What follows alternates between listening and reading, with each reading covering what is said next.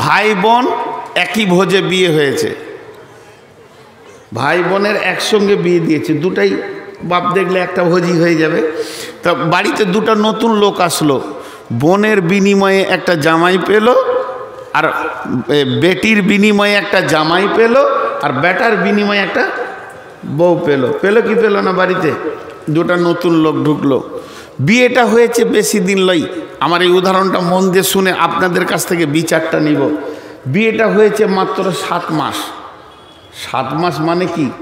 এখন নতুন যৌবনের উত্তাল, যে উত্তালটা দুলাভাই আর বোনের আছে, ওই উত্তালটা ভাবির আর ভাইয়েরও আছে, একসঙ্গে বিয়ে হয়েছে। ঘটনা কি ঘটলো?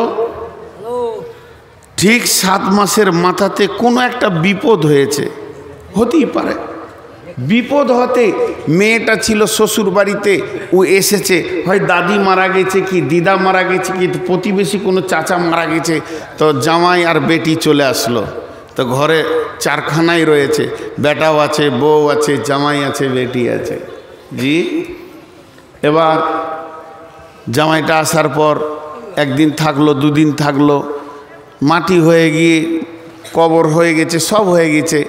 তো সবাই গ্রামের মা বাপ বলল যে বাবা জরিনা যখন এসছে তখন এই সপ্তাহটা থাক, সামনে শুক্রবার তুমি জুমা পরে নিয়ে চলে যাও। তো এটা নতুন বিয়ে, আচ্ছা থাক। তা এখানেও আছে। এবারে স্বামী স্ত্রীতে বসে আছে, সকালবেলায় মোটর সাইকেলে একবার জঙ্গিপুর গেল, আবার ঢুকে পড়লো 8টার সময়, আবার দেখি 10টার সময় ফুরক করে বেরিয়ে গেল দুজনাতে বাইক নিয়ে, আবার 12টার সময় ঢুকলো, আবার 3টের সময় বের হয়েছে, 5টার সময় ঢুকেছে। মানে জামাই বেটিকে নিয়ে খালি মার্কেটে যেছে আসছে, যেছে আসছে। মায়ের মনটা খুশি হয়েছে, জামাই পেয়েছি জান ভরা। হ্যাঁ, একটা বড় লিন আনতে চলে গেছে, একটা বড় প্লেস আনতে চলে গেছে, কখন একটা কিছু লাগবে, চলো যাই। যতবার বেটিকে জামাই গাড়ির পেছনই নিয়ে নিয়ে দৌড়ছে, অতবার মায়ের কলিজাটা বড় হচ্ছে, জামাই আমার কত ভালো, বেটি ছাড়া কিছুই বোঝে না। কলিজা বড় হচ্ছে, কি হচ্ছে না? এবার বহুটা বলছে ওর স্বামীটাকে 11টার সময়, আজকে দুপুরে ভাত টাত খেয়ে আবার আমাকে জঙ্গি বলে যাবে। কেন? একটা নিব, কিছু নিব তোমার কাছে, দুজনাতে যাব, এদের গাড়ি আলাদা আছে। আচ্ছা ঠিক আছে, জোহরে যাব না, কাজ করে ক্লান্ত হয়ে আছি, একটু আরাম করে নিয়ে আসরের নামাজ পড়ে যাব, মাগরিবের সময় চলে আসবো। আচ্ছা তাই হলো। বন্ধুরা আমার, জামাই 25 বার টিপ মেরেছে, মায়ের কলজে ঠান্ডা হয়ে গেছে। এবার বেটা বউকে নিয়ে যেছে জঙ্গিপুর। মা বলছে কোথায় যাবি বাবা?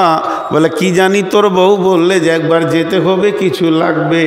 তখন ও পাড়াই বলে বেড়াচ্ছে, বোন রে বেটাকে কিনে নিলে রে বোন, আর আমার জানে শান্তি নাই, বেটা আমার শেষ হয়ে গেছে, আর বেটা আমার নাই, বউয়ের কথাই চলছে।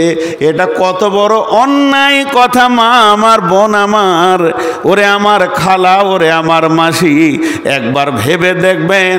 এই জন্যে বর্তমানে বুড়িরা বউয়ের হাতে ভাত পায় না,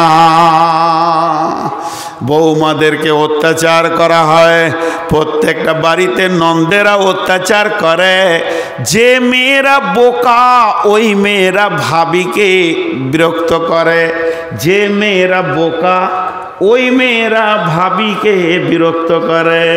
কেন বলেন তো?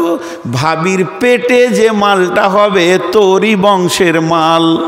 আজকে তুই ভাবছিস নতুন, কালকে ভাবছিস নতুন, 3 দিন পরে যখন ওর পেটে একটা বেটা হবে, আর ওই বেটাকে মা বলবে, বেটা রে তোর বড় ফুপু খুব আমাকে জ্বালিয়েছে রে বেটা, তোর ছোট ফুপু এমন এমন কথা বলেছে, জানটা জ্বলে গেছে। যখনই তোর মা বাপ মরে যাবে, ওই ফুপু আর ওই ঘরে উঠতে পারবে না। বউটা না কথা বললো, ভাতিজারা বলবে অন্যদিকে যা, বাপ মাকে খুব জ্বালিয়েছিস, আমার আর জ্বালাতে আসবি না, তখন তোর দাঁড়াবার জায়গা থাকবে না। বরং যদি তুই চালাক মেয়ে হস, ভাবির গালে ধরে চুমা খা, ওটা তো ভাইয়ের প্রেমিকা, ভাই ওকে নিয়ে আনন্দ পায়, তোর কিসের দুঃখ আছে তার গালে চুমা খেতে? কিন্তু বুঝে না বুড়ি মার নন্দে মিলে ভাবিকে কষ্ট দেয়। আজকে সমাজে ভালো ছেলে নাই কেন? আজকে সমাজে ভালো ছেলে নাই কেন? আজকে সমাজে ভালো ছেলে নাই কেন? তার একটা বিরাট বড় কারণ শুনেলেন। আপনি যে জমি থেকে ফসল নেবেন, ওই জমিটা যদি খারাপ হয় ফসল ভালো হবে না। জমিটাকে চাষ দিয়ে জোর সার ইউরিয়া দিয়ে উর্বরতা বাড়াতে হবে, তবে ফসল ভালো হবে। তাহলে যে মেয়েটার পেটে তুই বংশের ছেলে লিবি, বেটা লিবি, বেটি লিবি, ওর মিজাজটা যদি সব সময় খারাপ হয়ে থাকে, ওর পেট থেকে সুসন্তান পাবি না। ওকে হাসিতে খেলাতে আনন্দেতে রাখ, তোর বংশে ভালো ভালো ছেলে সে জন্ম দিবে। এসেছে তোর বংশে ছেলে জন্ম দিতে, সে নিজের বংশে জন্ম দিতে আসেনি। অতএব তোর বংশে যদি তুই ভালো ছেলে নিবে, ওই মেয়েটাকে ফ্রিতে রিল্যাক্সে রাখতে হবে, ওর ব্রেনটাকে ফ্রিতে রাখতে হবে। যত ব্রেন রিল্যাক্স থাকবে, ওই মায়ের পেট থেকে সুসন্তান জন্ম নেবে। আপনাদের বিরক্ত লাগলো নাকি কথাটা শুনে? সকলে একবার মুখ খুলেন, বিরক্ত লাগলো নাকি? কিন্তু আমাকে বিরক্ত লাগছে, পেছনে কটা গাধা দাঁড়িয়ে আছে দিয়ে। যে যা মনে করবে বড়।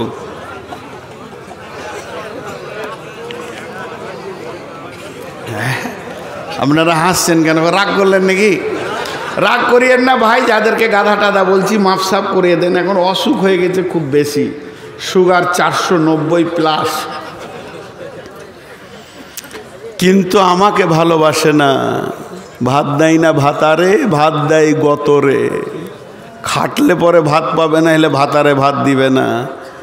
তাসিরুদ্দিন ভাই আমাকে ভালোবাসে না। আল্লাহর কসম, উনি যদি ভালোবাসতেন তো বলতেন, ভাই আপনার মন মতো যতটা ইচ্ছা বলে চলে যান, কন্টিনিউ 2 ঘন্টা উঠতে দিব না। এই পর্যন্ত এই পশ্চিমবঙ্গে যতগুলো জলসা করেছি, একটা লোক পেলাম যে আমাকে বলেছে 2 ঘন্টা বলতে হবে। এইবারে পরপর 7 দিন জলসা করে আসছি। মুক্তার গতকালকে ছিলাম বিলকুমারিতে, আপনাকে মাইক দিলাম, শরীর যতক্ষণ চলে বলে আলহামদুলিল্লাহ আপনি এসেছেন, এটাই আমাদের বিরাট কিছু। ভাই কোনো সময় রুগীকে কনসিডার করতে হয়, করতে হয়। বিবেক যদি না বলে তো কি করা যাবে? তো এটা একটা যুক্তি দিলাম আমার মা বোনদেরকে, বিশেষ করে। আর একটা দিব যুক্তি, সূরা তাহরিমে যাব। 2টা বলেছিলাম, একটা দিলাম, আর একটা দিব। এই কোণে 3 জন দাঁড়িয়ে আছে, ওদেরকে কে বসাবে? 2টা তো কেটে পড়লো, আর একটা আছে। আর এই দিকে এক মুরব্বি দাঁড়িয়ে আছে, ও চাচার বিটি থাকলে আমি বিয়ে করব। ওই রকম বদমাস লোকের বেটি হলে না, ঘর সংসার করতে মজা লাগবে খুব। জিজ্ঞেস করেন তোর বেটি আছে নাকি, আমি বিয়ে করবো। সারা আজকে একটা বিয়ে করি, ঘরে যাব। রাগ করিয়েন না।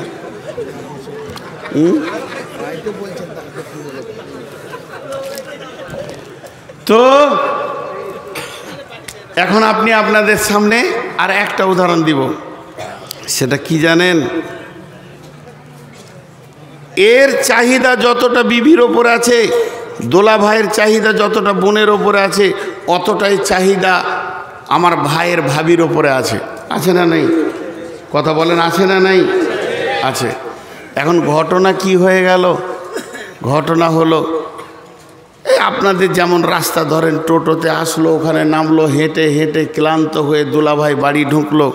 তো আমার মা তখন বলছে আমার বোনকে, জরিনা যা যা যা, জামাইয়ের নাম করে বলছে, এই অমুক এসছে।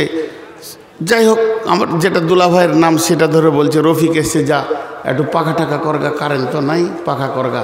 পাখা করতে পাঠিয়ে দিল, খুব পাখা করছে। কিন্তু এই আমি মাঠে আছি, আব্বার হুকুম, এই জমিটাকে কাজ শেষ করে তারপরে বাড়ি আসবি, এটা বলে এসছি। তার আমি আসতে পারছি না। আর মনে মনে ঘরে নতুন বউ আছে, খালি জানটা পড়ে আছে যে কখন বাড়ি যাব তো দেখব। আমার বিবির নাম খাদিজা, তো আমি অপেক্ষা করছি কখন যাব তো খাদিজার মুখ দেখব, ওই চাহিদাটা আমার আছে। ঠিক 11টার সময় নাঙল জোয়াল ছেড়ে দিয়ে, মাঠের কাজ ছেড়ে দিয়ে, দয়লি ছেড়ে দিয়ে, হেঁসোয়া রেখে দিয়ে বারান্দায় এসে বসলাম। তা আমার মনটা বলছে এখন এসে যদি আমার বিবি আমার পাশে বসে একটু পাখা করে তো ভালো লাগবে।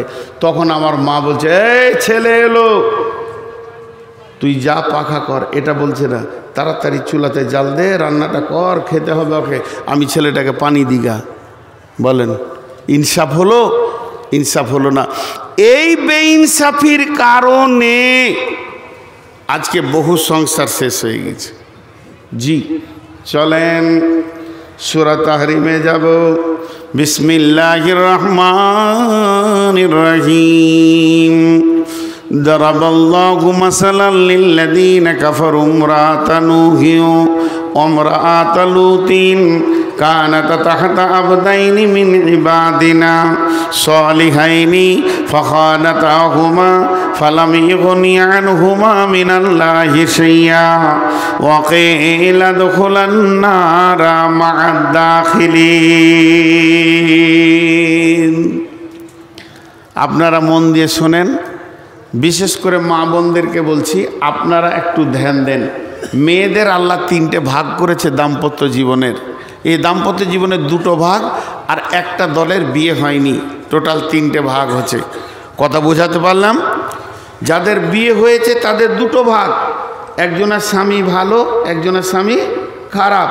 আর যার বিয়ে হয়নি, যেগুলো ইয়ং মেয়ে, ব্যাচেলিয়ার মেয়ে, তাদের ওই একটাই ভাগ, ওদের কোনো স্বামী নেই। এই 3টে ভাগ আল্লাহ কোরআনে করেছেন। চরিত্রের দিক থেকে মেয়েদের 8টা ভাগ করেছেন কোরআনে আল্লাহ। আর সংসার সুখের হওয়ার ব্যাপারে 3টে আমলের কথা আল্লাহ কোরআনে বলেছেন। তো এই 3টে ভাগ আপনাদের সামনে তুলে ধরেছি। ভাগগুলো এবার আমি বলতে রয়েছি, মা বোনেরা শোনেন।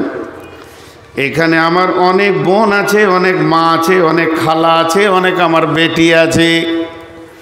সেই বেটি, সেই খালা, সেই বোন, সেই মা যদি মনে মনে করে আমার স্বামী ভালো, আমার স্বামী 5 ওয়াক্তের নামাজ পড়ে, তাহাজ্জুদের নামাজ পড়ে, আমার স্বামী জিকির করে, আমার স্বামী দান করে, খয়রাত করে, আমার স্বামী যত রকম ভালো আমল আছে কোনোটা বাদ যায় না।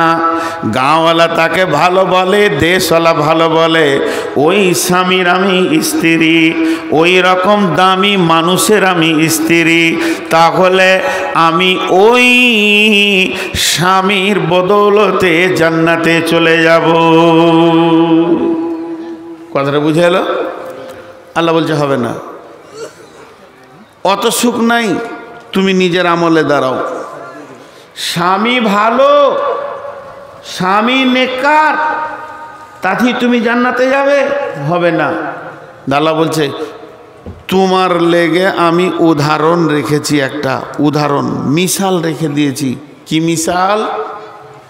মিসালটা হলো দারাবাল্লাহু মাসালান লিল্লাযীনা কাফারু ইমরাআতা নূহিন ওয়া ইমরাআতা লূতিন। হে পৃথিবীর মহিলারা, যারা আমল করে না, যারা নিজেরা আমল করে না, আমলে কোনো রকম গুরুত্ব দেয় না, গুনহাতে মেতে আছে, বেপরদা হয়ে আছে, বেহায়া বেলিল্লা করে নিজের জিন্দেগি কাটাচ্ছে, যারা কোনো দিন আল্লাহ মানে না, রসুল মানে না, মানে না তো মানে না, নিজের স্বামীকেও মানে না, এই মেয়েরা স্বামী যতই নেককার হোক না কেন তার বদৌলতে জান্নাতে যাবে না। কেন যাবে না? বিশ্ব কেন যাবে না? আমার আল্লাহ বলছেন এর আমলের ময়দানে তোমাকে দাঁড়াতে হবে। যেহেতু 2টি নবীর বিবি জাহান্নামে যাবে, নবীর বিবি নবী তাদেরকে জান্নাতে নিয়ে যেতে পারবে না, নবীর বিবি হয়েও তারা জান্নাতে পৌঁছাতে পারবে না। নবী নবীর বিবি, নবী তাদেরকে কোনো রকম ছুটি করিয়ে নিতে পারবে না। সেই নবী দুটিকে, একটা নবীর নাম হলো লূত আলাইহিস সালাম, আর একটা নবীর নাম হলো নূহ আলাইহিস সালাম। হযরতে নূহ আর লূত এদের ব্যাপারে আল্লাহর ভাষাটা কি? তাহাতা আবদাইনি মিন ইবাদিনা, পৃথিবীর ভিতরে আমার গোলাম, এটা আমার গোলাম কে বলবে? আল্লাহ বলবে।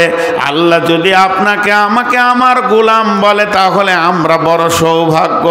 তো আমার আল্লাহ বলছেন আমি তাদেরকে আমার দুইটি গোলাম দিয়েছিলাম, তাহাতা আবদাইনি মিন ইবাদিনা, তারা আমার ওই দুইটি গোলামের নিচে জীবন পেয়েছিল। নবীদের বিছানায় পাকে দেবে ক্ষমতা তো কারণ নাই।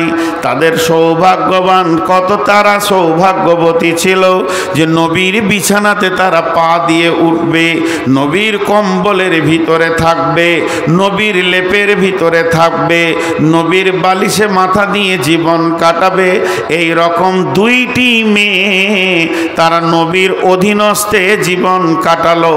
তারপরও তারা বদমাশ যারা, দিনের দ্রোহী যারা, দিনের বিরুদ্ধে যারা কাজ করেছে তাদের পেছনে পেছনে তারা সময় লাগিয়েছে। তাই আমার আল্লাহ বললেন শুনলে ওয়াকিলা দখলান নারা মা'আদ দাখিলিন, এই দুজন নবীর বিবি চিরদিন জাহান্নামে থাকবে।